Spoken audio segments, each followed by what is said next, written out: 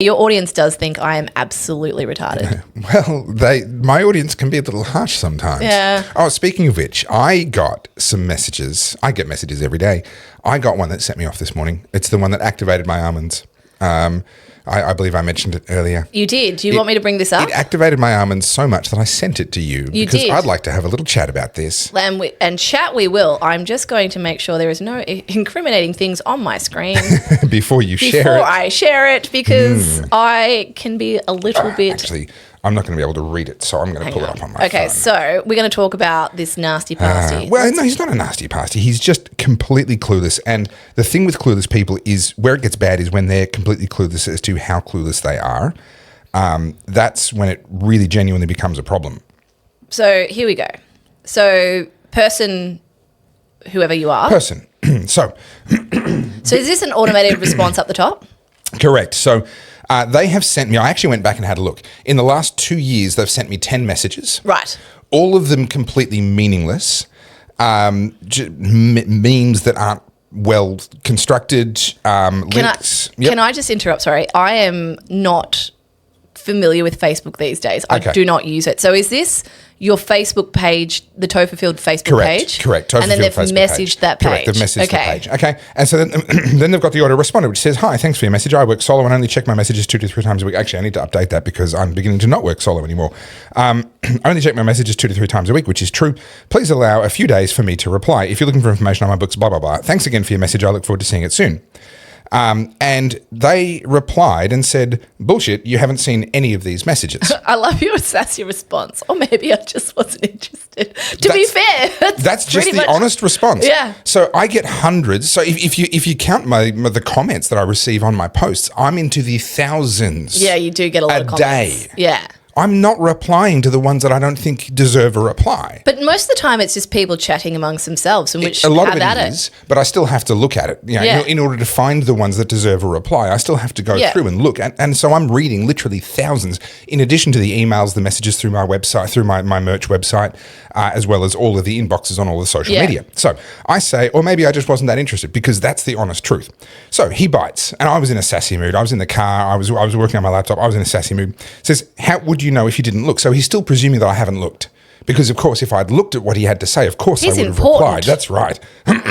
I've been slaving away in the background, harvesting all this great content so you can boost your numbers, and you don't give a poopy emoji. Oh no, he's got the sads. Poor man has been working ever so hard, and I've been taking him for granted. Did you know that he's been working so hard that he's sent me 10 messages in 2 years? I went back and checked. He's been slaving away for 2 years for 10 comments. So I said, "Okay, thank you for your service." Like, what does he want, a medal? Yeah. If 10 comments in 2 years is slaving, then thanks. What do you want for nothing? Well, maybe start by not swearing at me and whinging. Yeah. Like, maybe that's what I want for nothing. Yeah, yeah. And then he says, "You talk like there's something in this for me." No, you're the one who's here. You're the one who's sending me things. What's in it for you is the hope that you get my attention. Congratulations, you've got my attention. Oh, I love these trolls. Oh, right. Did I not a few episodes ago say you've changed and we're yeah. gonna? I told you a Correct. while ago you're Yep. letting your ego get You're letting too your big. ego get too big. Kissy face. Like, I'm helping you out here. I'm just, look at me. You've changed. No, I talk like someone who gets hundreds of messages and emails a day, which actually I should have said thousands, most of which contain little to nothing of note, i.e. yours. Have a good one. To which she replies, "Wow, and you read one of mine? Oh boy, actually I've read every single one of his. None of them were worthy of a reply. I grow beef. Okay, good, thank you. That's no, genuinely, like, okay, he works a real job. He works hard. I don't have time to get everything done. I pay somebody to help. Must be nice. You were doing a job you made for yourself. I'm reasonably sure that he decided to be a beef farmer. So I could say that he's doing a job that he made for himself. I'm not quite sure the point he's making. If you don't have time to read your correspondence, either get help or downsize. The way many people use social media doesn't make it okay ignoring correspondence."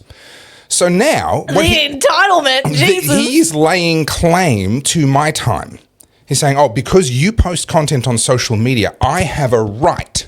Wow. Yeah, incredible. The way people use social media doesn't make it okay. Yeah, that's right. But the reason I bring him up is not actually to whinge about him. I want to draw a contrast because I want to read to you one of the other messages that I also received today. I've got Okay. it up on screen And for these are just, so this is just 2 of the messages. There will be hundreds over the course of today that I receive into my inboxes and thousands of comments. Because TOEFL is a big deal now. All right. So this is what this person said to me. Hi, Topher. I'm sorry, but I'm one of those food and fibre producers from the Western District of Victoria. You know the type. 5 daughters, all successful, professionally trained and making a difference. 1 wife, original, which I think is hilarious. My original wife. Yeah, it's still got the OG. And the quintessential mortgage. I have the mandatory virtue signalling city-based friends with their all too keen opinions on gun control, fire services, levies, sustainable farming practices, and very happy to give us advice on how we should live and what we need to be happy. You get the picture.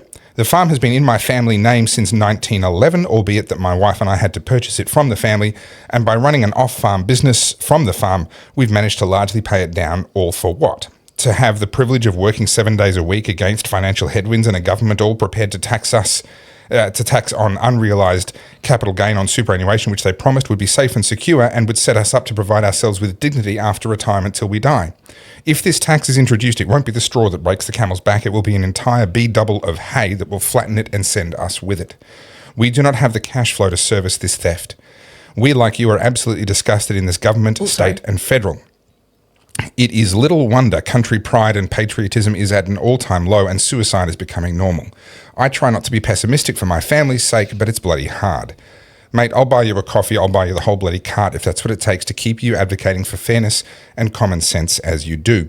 I keenly await every episode you produce as it helps me understand and bring to light the issues that we in the country are censored and separated from. I only wish that my country colleagues were patriotic enough to take more notice of what's happening around them, but it's easier to put head down and ass up buried in work. This is clearly the way the elites and the wokes want it.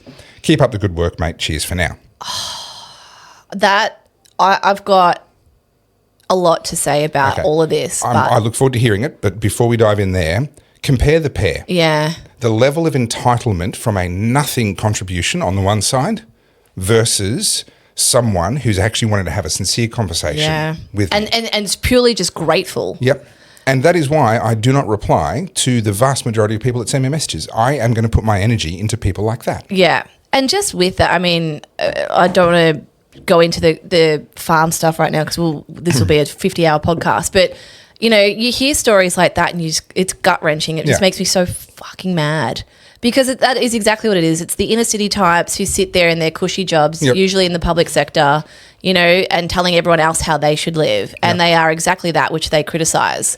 What a message. Yeah. But and he's not wrong. A lot of farms are in superannuation funds because that's what they were told was the right way to do it. Yeah. And now the government, this is why I say never get into bed with the government. If you lie down with dogs, you will wake up with fleas. If you do something because the government said it's good, like solar panels on the roof, like getting a taxi license, like putting your assets into your superannuation, it is only a matter of time before they are going to change their minds and screw you over. You know, that first person that messaged you, that is pretty evident of, like, you know how I said the attitude? Yeah. That is kind of the quintessential attitude of most people, right? Unfortunately, in Australia, there is a high proportion of people, yes. I'm important. You've forgotten about me. Yeah. Up until, literally 2 minutes ago, mate, I didn't even know you existed. Didn't you notice the memes that I sent you? 5 of them in the last 12 months. How could you not have replied? And this is I get the same thing. Oh, you're too important, are you? Yeah.